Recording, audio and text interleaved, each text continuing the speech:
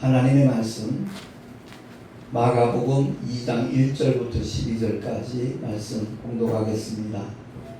수일 후에 예수께서 다시 가버나움에 들어가시니 집에 계신 소문이 들린지라 많은 사람이 모여서 문 앞에라도 용신할 수 없게 되었는데 예수께서 저희에게 도를 말씀하시더니 사람들이 한 중풍병자를 4사람에게 메워가지고 예수께로 올세 무리를 인하여 예수께 데려갈 수 없으므로 그 계신 곳에 지붕을 뜯어 구멍을 내고 중풍병자의 누운 상을 달아내리니 예수께서 저희의 믿음을 보시고 중풍병자에게 이르시되 소자야 내 죄 사함을 받았느니라 하시니 어떤 서기관들이 거기 앉아서 마음에 의논하기를 이 사람이 어찌 이렇게 말하는가 참남하도다. 오직 하나님 한 분 외에는 누가 능히 죄를 사하겠느냐. 저희가 속으로 이렇게 의논하는 줄을 예수께서 곧 중심에 아시고 이르시되 어찌하여 이것을 마음에 의논하느냐. 중풍병자에게 내 죄 사함을 받았느니라 하는 말과 일어나 내 상을 가지고 걸어가라 하는 말이 어느 것이 쉽겠느냐. 그러나 인자가 땅에서 죄를 사하는 권세가 있는 줄을 너희로 알게 하려 하노라 하시고 중풍병자에게 말씀하시되 내가 내게 이르노니 일어나 내 상을 가지고 집으로 가라 하시니 그가 일어나 곧 상을 가지고 모든 사람 앞에서 나가거늘 저희가 다 놀라 영광을 하나님께 돌리며 가로되 우리가 이런 일을 도무지 보지 못하였다 하더라. 아멘. 기도하겠습니다. 하나님 아버지 감사합니다. 6월 마지막 주일 주 앞에 나와 경배와 찬양을 드리며 예배로 영광 돌리게 하시니 참으로 감사합니다. 신령과 진정으로 예배하는 자들마다 하늘의 은사로 충만케 하시고 주님 맡겨주신 삶은 제대로 감당할 수 있는 힘과 은혜와 능력까지 주여 허락하여 주시옵소서. 전하는 자 듣는 자 다 함께 큰 은혜 있기를 간절히 바라옵고 우리 구주 예수 그리스도의 이름으로 기도하옵나이다. 아멘. 소문 굉장히 중요합니다. 어떤 소문을 듣느냐 거기에 따라서 그 삶이 바뀌어질 수 있다는 것을 우리는 알아야 됩니다. 예수의 소문이 퍼져나가는 곳에는 수많은 사람들이 모여들기 마련입니다. 우리가 복음서를 읽다 보면 대표적인 어떤 병자들 소개가 되잖아요. 문둥병자, 소병, 귀머거리, 벙어리, 그리고 중풍병자 이런 사람들이 이렇게 소개가 되는데 그들은 하나같이 주님을 만남으로 말미암아 그 모든 문제가 해결된 줄로 믿습니다. 그래서 우리는 예수의 소문을 자꾸만 내는 거예요. 하나님의 독생자 2000년 전에 잠시 이 세상에 오셔서 하나님의 뜻을 선포하시고 주님이 이루시는 그 모든 일들을 3년 공생애를 통하여 확증을 해 주셨어요. 하나님 말씀 가르치시고 귀신 쫓으며 병자를 고치시고 천국 복음을 전파하시는 것 그것이 바로 주님의 3대 사역이거든요. 그래서 그 주님이 그 일을 다 완수하시고 난 다음에는 그 모든 일을 모든 믿는 자들에게 주님이 위임을 하시고 맡기셨다 하는 것이 복음서의 결론이에요. 그래서 사도행전을 통하여 그 일을 우리 스스로 행할 수 없으니까 감당할 수 없으니까 보혜사 성령 하나님을 믿는 자들에게 보내주신 줄로 믿습니다. 하나님의 약속은 변함이 없어요. 반드시 이루어져요. 로마서 10장 13절 말씀 우리 한번 주보에 나와 있는 대로 합독을 하겠습니다. 시작. 누구든지 주의 이름을 부르는 자는 구원을 얻으리라. 그런즉 저희가 믿지 아니하는 이를 어찌 부르리요. 듣지도 못한 이를 어찌 믿으리요. 전파하는 자가 없이 어찌 들으리요. 아멘. 그렇습니다. 오늘 본문에 등장하는 그 사람은 중풍병자예요. 예수에 대한 소문을 들었어요. 그래서 주님을 만나기를 간절히 소망했어요. 간절히 바라고 소망하지만 본인 스스로의 힘으로 주님 앞에 다가갈 수 있는 힘이 없는 거예요. 그래서 아까 제가 5가지 그 병자 대표적인 병에 대해서 말씀을 드렸지만, 문둥병은 저주받은 상태, 모든 인류를 사실 가리키는 거예요. 예. 부정하다, 부정하다, 부정하다 하면서 길을 걸어가야 돼요. 우리 모두가 다 아담의 범죄로 말미암아 저주받은 존재로 이 세상에 태어났다는 사실을 우리 모두 깨달으시기 바랍니다. 그런 사람들에게 필요한 분이 누구시냐? 바로 메시아예요. 예. 구원자로 오신 하나님의 독생자, 그를 바로 알아보고 믿고 영접하는 자, 결코 하나님께서는 차별하지 않으셔요. 어떤 삶을 살았던 간에 주님의 긍휼과 은혜를 구하기만 하면 한량없는 하나님의 사랑으로 붙잡아 주시는 분이 저와 여러분이 믿고 섬기는 예수 그리스도이신 줄로 믿습니다. 아울러 중풍병자는 그 저주받은 결과 자유함을 잃은 사람이에요. 자기 의지대로, 자기 생각대로 움직일 수 없는 사람을 가리키고 있는 겁니다. 물론 소경, 기머거리, 벙어리 마찬가지죠. 영적인 하나님의 손길을 볼 수 없어요. 눈이 가려져 있어요. 우리를 향하여 말씀하시는 주님의 음성을 들을 수가 없어요. 뿐만 아니라 그 하나님의 거룩하신 말씀을 우리가 전할 수 없는 거예요. 이러한 저주 아래 있는 그야말로 죄인들을 하나님께서 방관치 아니하시고 하나님의 독생자를 이 세상에 보내셨다는 사실, 그것을 정말 전하는 입술들이 되기를 예수 이름으로 축원합니다.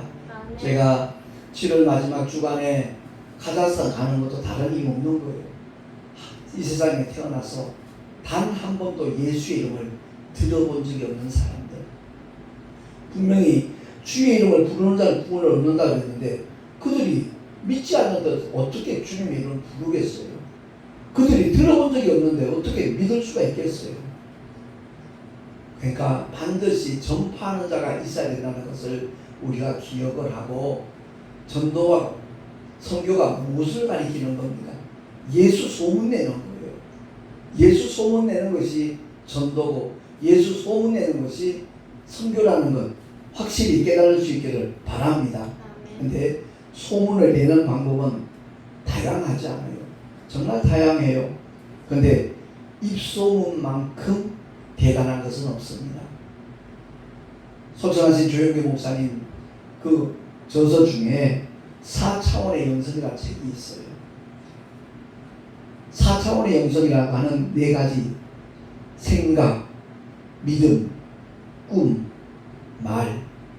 내가 지금 현재 여기 송내 열방교회와 앉아 있지만 내 생각은 전혀 다른 데 가 있을 수 있어요. 중국에 가 있을 수도 있고 카자흐스탄 갈 수도 있고 튀르키에 갈 수도 있어요. 이 생각은 그야말로 제약을 받지 않아요. 어떤 제약? 시공간의 제약을 받지 않아요. 우리 믿음도 마찬가지예요. 그 믿음의 크기가 어떤 것에도 제약받지 않는 거예요. 성령의 충만한 은혜를 받는 사람들은 그 믿음의 크기가 헤아릴 수 없을 정도로 그 믿음으로, 아닌 말로 지금 부산에 있는 아무개 성도가 있는데 그에게 어떤 어려움이 생겼어요. 그를 위해 지금 부천에서 기도를 하면, 뭐 통화를 하든 중보 기도를 하든 기도를 하면 시공간과 상관없이 하나님의 응답이 그에게 나타날 수 있다는 것 확실히 믿으시기 바랍니다. 꿈도 마찬가지예요. 우리가 어떤 꿈을 가지느냐. 그래서 좀 선교를 나가는 모든 분들은 나의 비전이 아니라 하나님의 비전을 품고 가는 사람들이 그야말로 목숨 걸고 나가는 장기 선교사든 단기 선교사든 바로 하나님의 비전을 펼치기 위해서 간다는 것 우리가 알아야겠고요. 좀 전에 말했듯이 네 번째 요소가 바로 말이잖아요. 이 말은 시공간을 초월해요. 예를 들어서 10년 전에 누가 나를 향해서 굉장히 정말 상처받는 말을 했어요. 10년이 지났음에도 여전히 그 말은 나를 괴롭힐 수 있어요. 우리가 믿음으로 선포하는데 주로 무엇으로 해요? 말로 선포를 해요. 그 선포한 그 말은 5년 후, 10년 후 그야말로 현실로 이루어지는 하나님의 능력으로 보여줄 수 있다는 것 우리 모두 깨달을 수 있기를 바랍니다. 그래서 이 4차원의 영성 가운데 말 별것 아닌 것 같은데 그 말이 그야말로 대단한 위력을 나타낸다는 것을 기억을 하고 예수 이름 전할 수 있는 우리 입술이 되기를 우리 구주 예수 이름으로 축원합니다. 마태복음 12장 36절 37절 주보에 나와 있는 말씀 한번 합독을 하겠습니다. 시작. 내가 너희에게 이르노니 사람이 무슨 무익한 말을 하든지 심판날에 신문을 받으리니 내 말로 의롭다함을 받고 내 말로 정죄함을 받으리라. 아멘. 이 말씀을 확실히 믿고 이 말씀에 순복하는 믿음의 사람들이 되십시다. 내 입에서 나간 말이 없어진 것 같죠? 절대 없어지지 않는다는 거예요. 잘못된 말 할 수 있잖아요. 다른 사람에 상처 주는 말 할 수 있잖아요. 거짓말 할 수 있잖아요. 그 말에 대하여 신문을 받는다는 거예요. 그렇기 때문에 우리가 날마다 살아가는 동안에 하루를 마치기 전에 한날을 돌아보면서 혹여 내가 잘못된 말을 했으면 주님 앞에 고백하고 주님 앞에 용서를 구하는 복 있는 성도들이 되십시다. 그 기도를 통해서 그 말은 얼마든지 삭제될 수 있다는 거예요. 요즘에는 카세트 테이프를 많이 사용하지 않지만 예전에 한 20년 전만 해도 대다수가 카세트를 썼잖아요. 그 녹음을 하면 그걸 삭제하지 않으면 그대로 남아있어요. 이와 마찬가지예요. 그러니까 내가 했던 말을 완전히 삭제할 수 있는 방법은 주님 앞에 잘못을 깨닫고 용서를 구하고 자백할 때 주님께서는 그 모든 말들을 다 지워주실 뿐만 아니라 다시는 기억지도 않으시는 분이 저와 여러분이 믿고 섬기는 사랑의 주님인 줄로 믿습니다. 그래서 정말 지혜로운 성도는 어떤 사람이냐? 말씀을 농담으로 여기지 않는 사람이 정말 복 있는 사람이고 지혜로운 사람이에요. 롯의 사위들 아시잖아요. 분명히 천사를 통해서 경고를 했지만 그들은 농담으로 여겼더라 라고 성경은 말씀합니다. 우리 모두가 다 하나님의 말씀을 자신도 모르게 농담으로 여기는 순간들이 있을 수 있어요. 정신 바짝 차려야 돼요. 바로 하나님 앞에 정말 내 심령을 토로하면서 회개함으로 말미암아 주님 앞에 날마다 긍휼을 덧입을 수 있는 저와 여러분 되십시다. 단기 선교를 가는 목적 딴 거 없어요. 예수 이름 전하는 거예요. 오직 복음을 선포하기 위해서 가는 거예요. 일전에도 제가 그런 고백을 했지만 기도하는 가운데 하나님께서 내게 주신 감동은 딴 것 없어요. 태어나서 단 한 번도 예수 이름을 들어본 적이 없는 그들에게 예수 이름 전하라는 거예요. 그리고 그 현장에 가서 그들과 함께 나 대신 네가 나의 눈물을 흘려다오 라는 그런 감동을 하나님께서 너무 강하게 저한테 주셨어요. 그래서 저는 카자흐스탄을 가든 어딜 가든 울기 위해서 가는 거예요. 그들의 영혼을 바라보면서 그들의 영혼을 긍휼히 여기면서 주님 앞에 정말 저들을 불쌍히 여겨달라고 저들을 구원의 길로 인도해달라고 주님 앞에 눈물을 흘리기 위해서 사실 단기 선교 가는 겁니다. 우리 모두가 다 이 세상에 태어났을 때 내가 선택한 거 아니에요.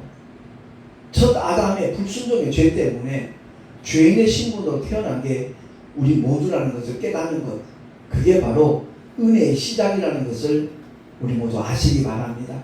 내가 죄인인 줄 모르면 메시아가 필요 없죠. 찾지 않죠. 구하지 않습니다. 근데 내가 죄인이라는 것을 깨달으면 주님 앞에 나올 수밖에 없는 거예요.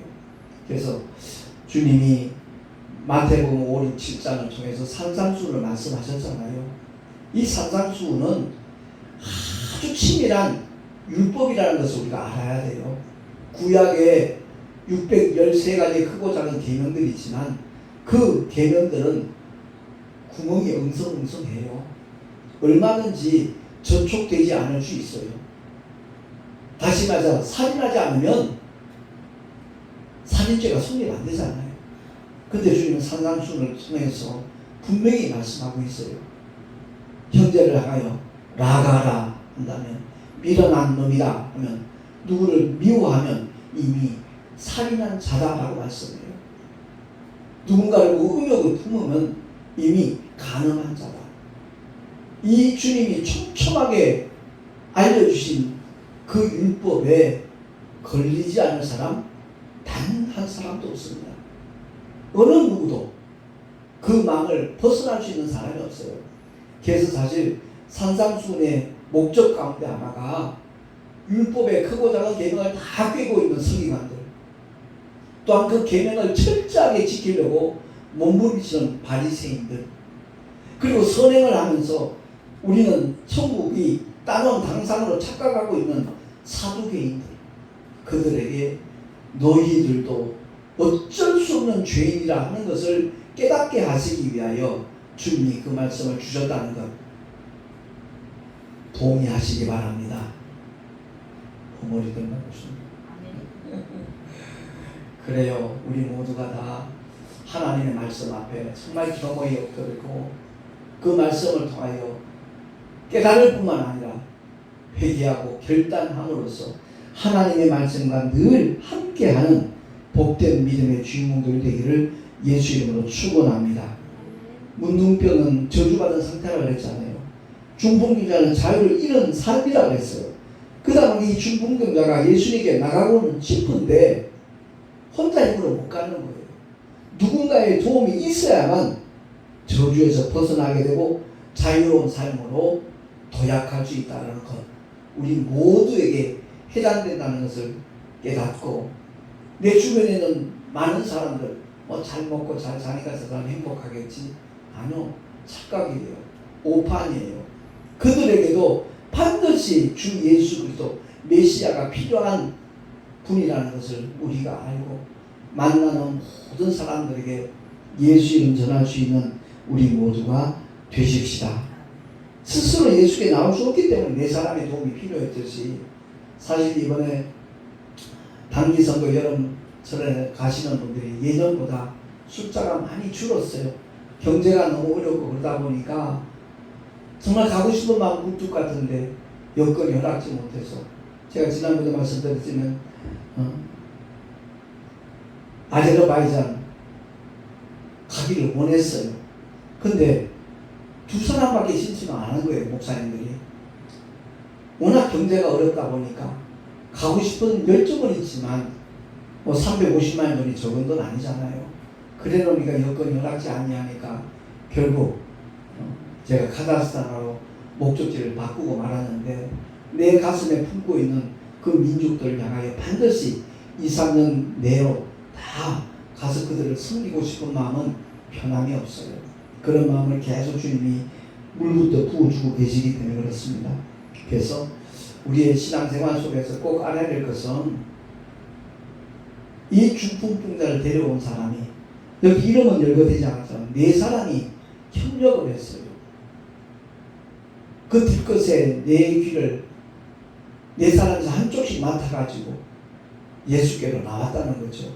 그 가고 나온 그 집에 너무나 많은 사람들이 응집해 있었기 때문에 비집고 들어갈 수 있는 틈이 없는 거예요. 더더구나 침상에 누워있는 환자니까 도저히 안 될 것 같은데, 그럼에도 불구하고 포기하지 않는 믿음, 어찌하든지 주님을 만날 수 있도록 해주겠다라는 그 4명의 섬김의 사람들이 있었기 때문에 하나님의 역사는 그들에게 임한 줄로 믿습니다. 보니까 5절 말씀, 한 번 더 합독하겠습니다. 4절 제가 읽을 테니까 5절 합독합니다. 무리를 인하여 예수께 데려갈 수 없으므로 그 계신 곳에 지붕을 뜯어 구멍을 내고 중풍병자의 누운 상을 달아내리니 예수께서 저희의 믿음을 보시고 중풍병자에게 이르시되 소자야 내 죄의 사함을 받았느니라 하시니 아멘. 그렇습니다. 믿음은 보이지 않는 것으로 다들 생각을 해요. 근데 분명합니다. 믿음은 보여요. 그 사람의 말을 통해서 행동을 통해서 믿음 있는 사람인지 없는 사람인지 드러나게끔 되어 있어요. 더더구나 주님은 우리의 중심을 꿰뚫어 보시는 분이시잖아요. 그러니까 저희의 믿음을 보시고 얼마나 간절한 마음으로 그 중풍병자를 살리고자 하는 그런 마음으로 그들이 왔다는 것 주님이 다 아시잖아요. 그래서 그들에게 선포합니다. 소자야 내 죄 사함을 받았느니라. 아멘. 주님은 전지하시고 전능하신 하나님이셔요. 주님이 그렇게 말씀함으로 말미암아 어떤 반론이 일어날 것 주님이 다 아셔요. 그럼에도 불구하고 내 죄상을 받았느니라 라고 선포하셔요. 그냥 내 상을 가지고 걸어라 라고 말씀하셨으면 어떤 자몽도 없었을 거예요. 어떤 반대도 일어나지 않았을 거예요. 그냥 기이 여기면서 하나님께 영광을 돌렸을 거예요. 그런데 주님은 의도적으로 내 죄 사함을 받았느니라 라고 말씀을 하고 말미암아 주님이 어떤 분이신지 죄를 사하시는 권세 있는 하나님의 독생자라는 것을 주님이 드러내시는 거예요. 그리고 여기서 우리가 영적으로 깨달아야 될 문제가 있어요.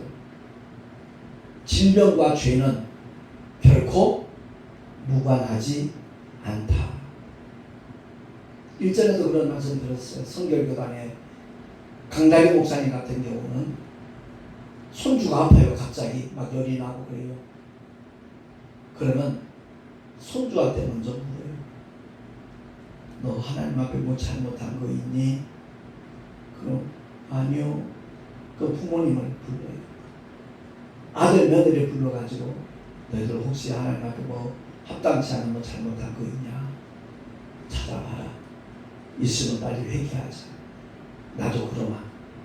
그러고 난 다음에 불과 한 2, 3분 지나고 난 다음에 그 손주의 머리에 손을 얹고 기도하면 하나님의 응답이 즉각 일어나는 그것을 부응하면서 여러 번 간증을 하시더라고요. 그래요. 죄와 질병 결코 무관하지 않습니다. 우울증도 불면증도 사실은 죄예요. 병이면서 죄예요. 그만큼 하나님이 주시는 평강을 믿음으로 받아 누리지 못하니까 나타나는 현상들이에요. 아무것도 염려하지 말라 그랬는데 맨날 염려하니까 그런 증세가 나타나게 되는 거예요. 정말 우리 모두가 다 하나님의 말씀을 아는 것으로 끝나지 말고 그 말씀에 장악되고 그 말씀에 다스림을 받을 수 있는 믿음의 사람들이 될 수 있기를 예수 이름으로 축원합니다. 우리 모두가 다 이러한 믿음을 가질 때 복음화는 앞당겨져요. 그 사람의 삶을 보고 아 정말 살아계신 하나님 계시는구나. 정말 함께 하시는구나. 그래서 저런 증거들이 우리 눈에 보이는구나. 이렇게 이웃들이 인정할 수 있도록 우리 모두가 다 그 믿음의 길을 사모하고 그 믿음의 길을 달려갈 수 있는 하나님의 사람들이 되시기를 예수 이름으로 축원합니다. 주보 맨 밑에 나와 있는 마태복음 16장 24절에서 25절 말씀 한번 합독을 하겠습니다. 시작. 아무든지 나를 따라오려거든 자기를 부인하고 자기 십자가를 지고 나를 좇을 것이니라. 누구든지 제 목숨을 구원코자 하면 잃을 것이요 누구든지 나를 위하여 제 목숨을 잃으면 찾으리라. 아멘. 주님 따라가기 원하시면 아멘 합시다. 끝까지 따라가기 원하시면 다시 한번 아멘 합시다. 그러려면 전제 조건이 있다는 거예요. 자기를 부인하라. 자기를 부인하라. 갈라디아서 중에서는 정과 욕심을 십자가에 못 박아라. 그렇지 않으면 절대 주님 따라갈 수 없다는 거예요. 제가 15년 전에 하나님 앞에서 수많은 주의 종들 앞에서 나를 고발했다고 그랬잖아요. 그 들어볼 때는 아주 하나님의 사역에 앞장서고 열심히 하는 대단한 목사처럼 비춰졌지 모르지만 나는 아주 더럽고 추악한 목사였습니다 라고 고백을 했어요. 그 김기용 목사를 십자가 앞에 못 박습니다 했을 때 그 수많은 한 300명 넘는 주의 종들이, 그 목회자들이 아멘 하고 반응을 하는데 제가 깜짝 놀랐어요. 나중에 그런 얘기들 해요. 목사님의 그 고백이 바로 나의 고백이었다고, 내 고백도 동일하다고 얘기를 하는 거예요. 오늘날 수많은 주의 종들이 있고 수많은 성도들이 있지만 단 한 번도 옛사람을 십자가에 못 박은 적이 없는 그런 목회자가 너무너무 많아요. 여전히 병든 자, 그야말로 온전지 못한 옛사람을 가지고 자기 열심을 갖고 목회하는 사람이 부지기수예요. 부지기수. 그러니까 자기를 십자가에 못 박은 적이 없으니까 하나님의 뜻하고 자기 뜻하고 이렇게 대립되면요, 자기 뜻대로 움직여요. 제가 그런 목회를 해왔었기 때문에 이런 것을 깨닫게 되는 것이고 이런 것을 고백하면서 또한 권면을 하고 있는 거거든요. 그래요. 저와 여러분 십자가에 옛사람을 완전히 못 박는 자가 되기를 예수 이름으로 축원합니다. 그리할 때 하나님의 역사는 그때부터 시작이 돼요. 부흥사가 쓰는 표현 가운데 사람의 역사가 끝나면 그때부터 하나님의 역사가 시작된다는 표현을 하잖아요. 그 말의 의미가 바로 그거예요. 내가 완전 십자가에서 못 박혀 죽고 옛사람이 없어졌을 때 오직 내 안에 성령 하나님께서 나를 쓰시기 시작한다라는 그런 의미라는 것이죠. 그래서 자기를 부인하고 그 다음에 자기 십자가를 지고 나를 쫓을 것입니다. 이 십자가는 다른 것 없어요. 오직 하나님 주신 사명을 감당하는 것이 십자가 지는 거예요. 지난주에 그런 말씀 드렸지만 내가 신앙생활 하는 데 있어서 굉장히 고통을 주고 어려움을 주는 시어머니가 내 십자가다? 아니요. 시어머니예요. 내게 고난 주는 사람일 뿐이에요. 그 시어머니가 내 십자가일 수가 없어요. 오직 그것과 무관하게 정말 하나님이 내게 맡겨주신 사명 감당하기 위하여 그 시어머니를 위하여 정말로 눈물로 하나님 앞에 기도한다면 그 사람은 바로 십자가 지고 가는 사람이고요. 고통 준다는 그 이유 때문에 시어머니가 내 십자가다 라고 얘기하는 건 잘못된 인식이고 잘못된 표현이라는 것을 알아야 돼요. 정말 말 안 듣고 속 썩이는 아들, 딸이 있어요. 그들을 갖다가 에휴 저것들이 내 십자가지 이런 말 참 많이 들었어요. 목회 40년 하는 동안에 그야말로 자기 신세 한탄하듯이 그런 표현하는 집사님들, 권사님들, 장로님들 수두룩해요. 심지어 목회자들 중에서 그렇게 말하는 분들 적지 않아요. 그게 왜 십자가예요? 자기 자식이지. 속썩이는 자식일 뿐이에요. 근데 그들이 구원의 길로 들어갈 수 있도록 정말 피눈물로 하나님 앞에 호소하고 자기의 삶을 주님 뜻대로 순종하도록 만들어 나간다면 그 사람은 바로 자기 십자가 지고 가는 사람이라고 인정을 받아주실 겁니다. 그래서 자기 십자가를 지고 나를 쫓으라고 했어요. 모든 사람에게 주어진 십자가는 다른 것이 아니라 예수 전하는 전도와 선교의 사명을 감당할 때 찾아오는 그 고통과 어려움을 가리키는 거라는 것을 우리가 기억을 해야 돼요. 피의 역사가 있는 것은 반드시 하나님의 생명의 역사가 일어난다 이 말입니다. 제가 터키를 처음 가게 된 것도 2007년도에 일어난 그 순교 사건, 터키에 그야말로 다른 것 아니에요. 예수를 전하는 출판사예요. 그 출판사에 일하는 관계된 독일 목사님이고 또한 터키 목사님이고 성도예요. 그들이 출판사에 근무하고 있는데 느닷없이 5명의 청년이 쳐들어온 거예요.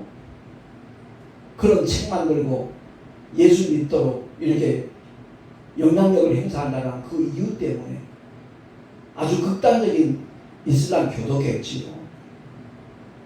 손가락을 자르고 팔목을 자르고 자기네 통역임에도 불구하고 그 목사님하고 집사님은 독일 선교사보다 한 50군데 이상 더 찔렸더래요. 시신을 보니까. 왜? 귀신죄겠지요. 무슬림으로 태어나서 어찌 예수를 믿겠다고 그렇게 고집을 하느냐. 살아날 수 있는 기회까지 줬는데 독일 선교사와 똑같이 그 길을 선택했을 때 그 사람들의 울분이 결국 그런 결과를 나타낸 거거든요. 그 피해 역사가 그냥 끝났습니까? 아니요.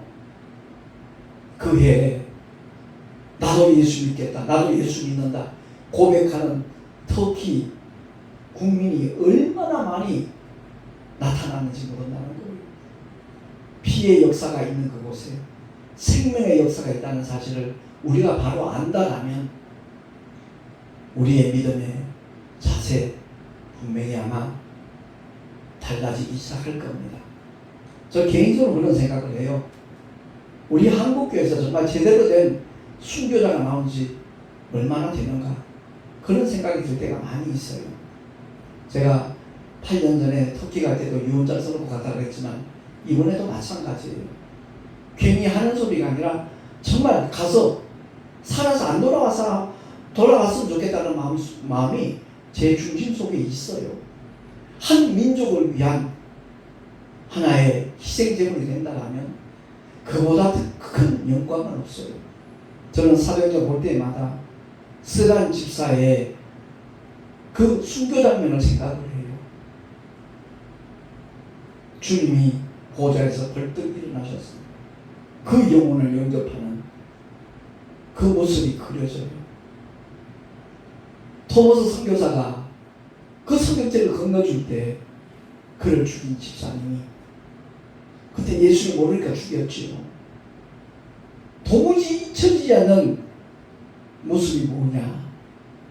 자기가 칼을 목에 대고 찌르려고 하는데 웃더라는 거예요. 미소를 짓더라는 거예요. 그 모습이 없어지지 않더래요. 너무 괴롭게 짝이 없었지만 그 영상이 결국은 자기의 마음을 움직였고 나중에는 예수를 영접하고 교회 집사로 섬길 수 있는 하나님의 은혜가 임했다는 거죠. 피해 역사가 있는 그곳에 하나님의 생명의 역사가 나타난다는 것을 깨닫는 자들마다 사실 중동 지역에 선교 나가는 것 어려움이 많다는 거 알아요. 위험이 도사리고 있다는 걸 알아요. 그럼에도 불구하고 목회자뿐만 아니라 오히려 성도들이 지금 더 많이 나가고 있거든요. 현장에 가서 예수를 전하고 더더구나 그 이슬람권 여인들은요 인간 대접 못 받고 사는 사람들이거든요. 남편으로부터 그야말로 인격적인 대우를 받는 것이 아니라 이건 하나의 소유물이에요. 아예 법적으로 4명까지 거둬들 수 있으니까 인간 대 인간의 관계가 아니기 때문에 그 지역에 다니는 목사님들의 성도들 고백이 그거예요. 그들에게 예수의 사랑 전하고 손을 붙잡아만 줘도 그냥 포옹만 해줘도 그렇게 운다는 거예요. 이 하나님의 사랑에 대해서 전혀 알지 못했는데 내가 죽어야 될 자리에 주님이 대신 죽어주시고 내가 받아야 할 저주의 나무에 달리셔서 그 모든 저주 아래 있는 자들을 속량해 주신 하나님의 사랑을 듣는 순간에 그들의 마음이 무너지는 거예요.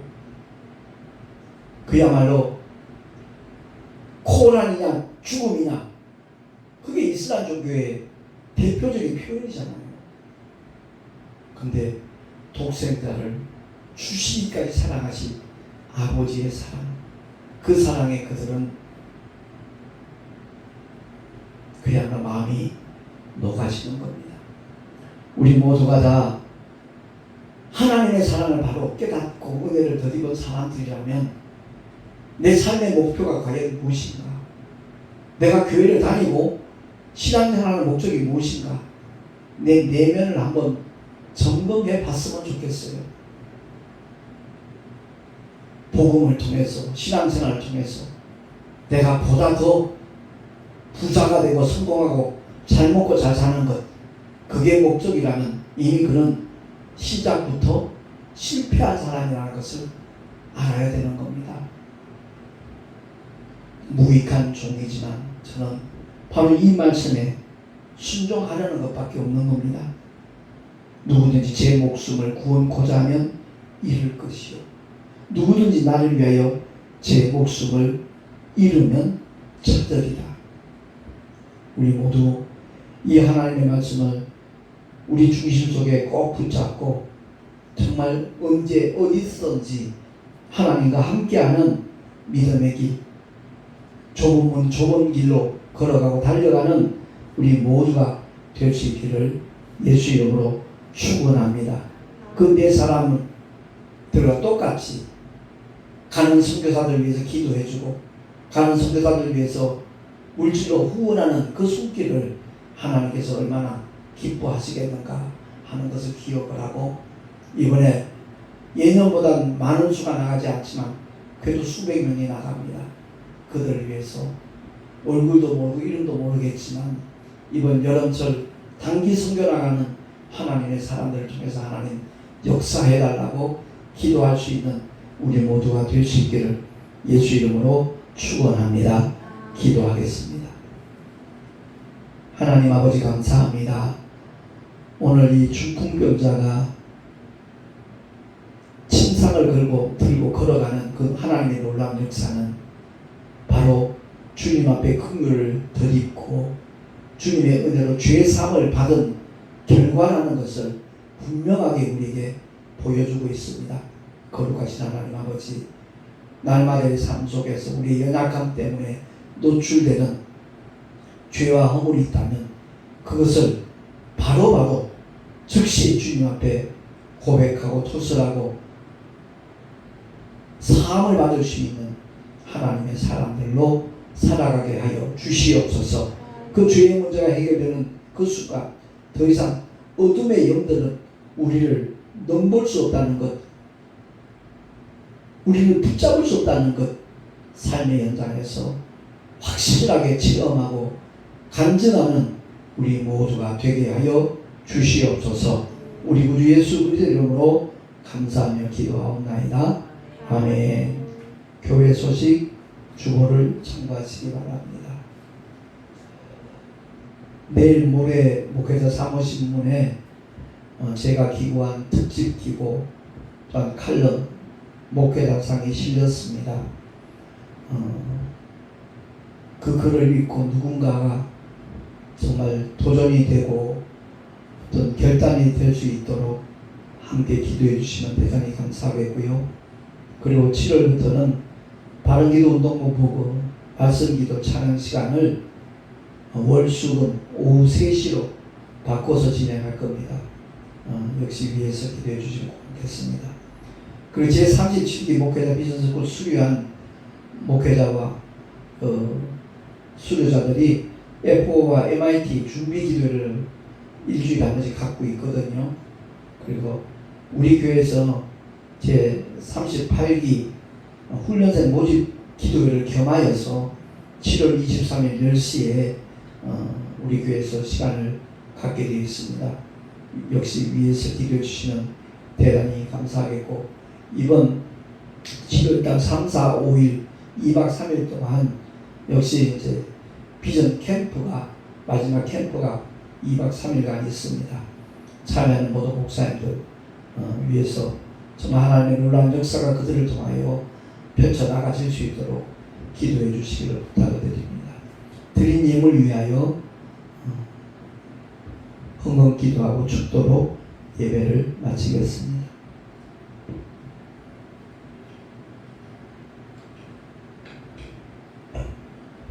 하나님 아버지 감사합니다. 주님을 예배하며 11조와 헌물 드립니다. 기쁘시게 흠양하여 주시고 아버지의 뜻이 이루어지는 일에 아름답게 쓰여지는 예물이 되게 하여 주시옵소서. 삶의 현장에서 주님 함께 하시는 믿음의 증거와 기사와 이적으로 축복으로 나타나게 하여 주시옵소서. 우리 구주 예수 그리스도로 감사하며 축복하며 기도하옵나이다. 아멘. 이제는 우리 주 예수 그리스도의 크신 은혜와 하나님 아버지의 영원하신 사랑하심과 보혜사 성령 하나님의 내주교통 인도하시며 축복하시니 오늘 주의 말씀을 듣고 그야말로 협동하는 믿음을 가지리라 결단은 하나님의 사람들 머리 위에 그 가정과 자녀들과 경외하는 모든 이들과 삶의 자리 위에 주님께서 피로 값주고 세우신 주님의 모든 교회들 위에 지금으로부터 영원토록 함께 있을지어다. 아멘.